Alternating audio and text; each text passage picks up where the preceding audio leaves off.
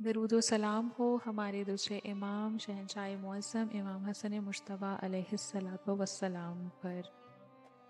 یہ سرکار امیر کائنات علیہ السلام کی دستار امامت و ولایت کے وارث اور ملکہ دو جہاں سیدۃ النساء العالمین کے بڑے فرزند ہیں۔ یہ اللہ کے علم و ازل کے مظہر تھے اور انہیں امام مظلوم علیہ السلام اس لیے کہا جاتا ہے کہ آپ کو کئی مرتبہ امت ملعون نے زہر دی تھی۔ آپ علیہ السلام کی دنیا میں آمد 15 رمضان بمطابق 28 فروری 625 عیسوی کو ہوئی اور آپ کی شہادت 28 صفر 50 ہجری بمطابق 19 اکتوبر 670 عیسوی کو ہوئی۔ اس طرح آپ اس دنیا فانی میں قمری حساب سے 46 سال 5 ماہ اور شمسی حساب سے 45 سال اور 1 ماہ کے قریب موجود رہے۔ کتاب مناقب میں معقول ہے کہ جناب امام حسن علیہ السلام 15 شب ماہ مبارک رمضان کو دنیا میں تشریف لائے۔ 7ویں روز جناب ملکہ عالمین صلوات اللہ علیہا انہیں ایک ریشمی کپڑے میں لپیٹ کر اپنے بابا پاک صلی اللہ علیہ وآلہ وسلم کی خدمت میں لائیں۔ یہ کپڑا جناب جبرائیل علیہ السلام جنت سے لائے تھے۔ جب سرور کونین صلی اللہ علیہ وآلہ وسلم کی خدمت میں انہیں پیش کیا گیا تو آپ نے فرمایا کہ ان کا نام اللہ نے حسن علیہ السلام رکھا ہے اور تورات میں ان کا نام شبر علیہ السلام ہے۔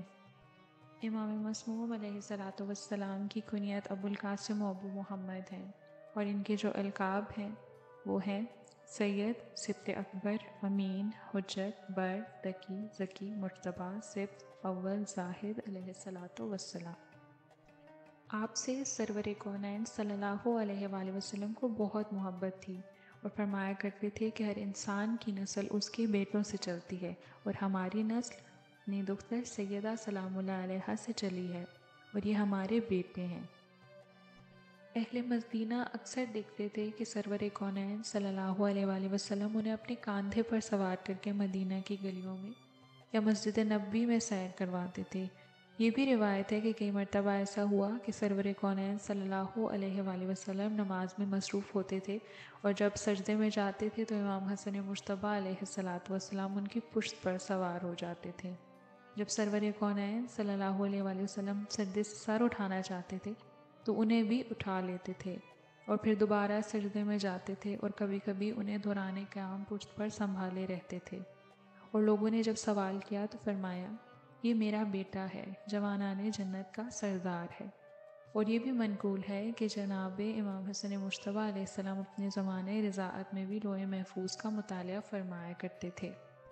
یہ بھی منقول ہے کہ ایک مرتبہ سرور کونین منبر پر تشریف فرما تھے اور وعظ فرما رہے تھے کہ جب آپ نے نگاہ فرمائی تو دیکھا کہ جناب امام حسن مجتبیٰ علیہ السلام اور جناب امام حسین علیہ السلام سرخ لباس زیب تن فرمائے ہوئے مسجد میں داخل ہوئے ہیں۔ ان دونوں بھائیوں کا بچپن تھا اور یہ دونوں بھائی منبر کی طرف چلے آ رہے تھے اور ان کے کرتے ان کے قدموں سے الجھ جاتے تو زمین پر ہاتھ ٹیک لیتے تھے۔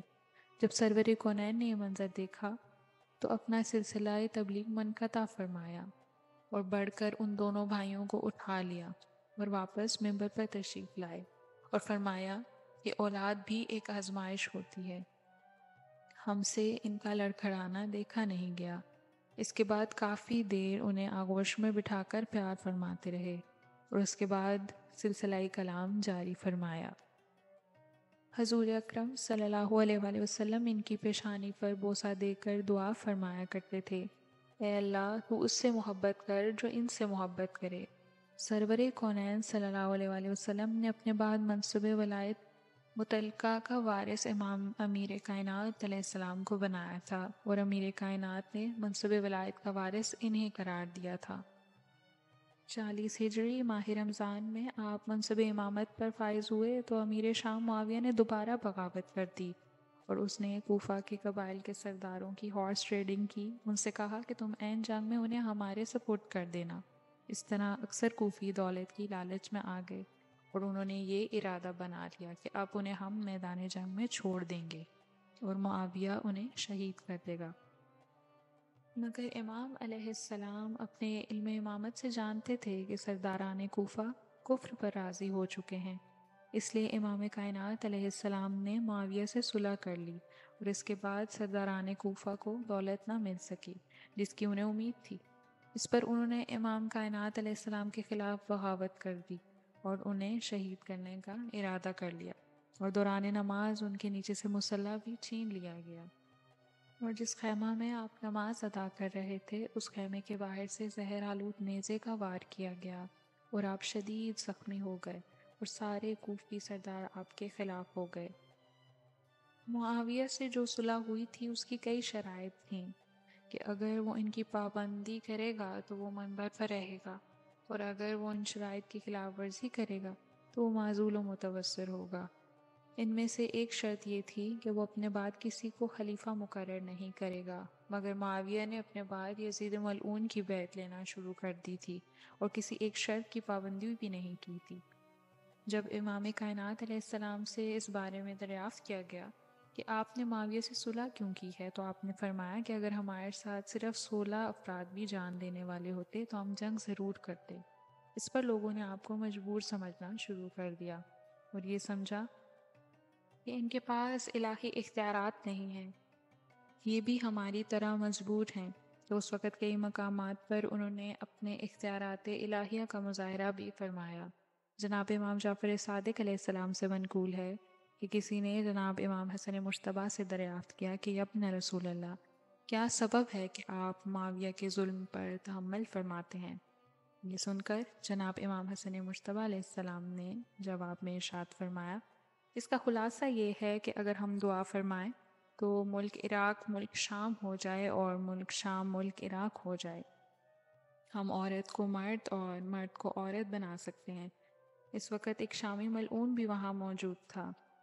اس نے ازراہ انات کہا کہ کون ہے ایسا اس امر محال پر قدرت رکھتا ہو؟ یہ سن کر حضرت نے اس سے فرمایا، اٹھ کھڑی ہو اے عورت، کیا تجھے شرم نہیں آتی؟ مردوں میں بیٹھتی ہو۔ بس اس شخص نے اس وقت اپنے آپ کو عورت پایا۔ اس کے بعد امام کائنات نے فرمایا، اب تیری بیوی تیرا شوہر ہوگی اور تو ایک مخنث بچہ بھی جنے گی۔ اس کے بعد پھر آنا۔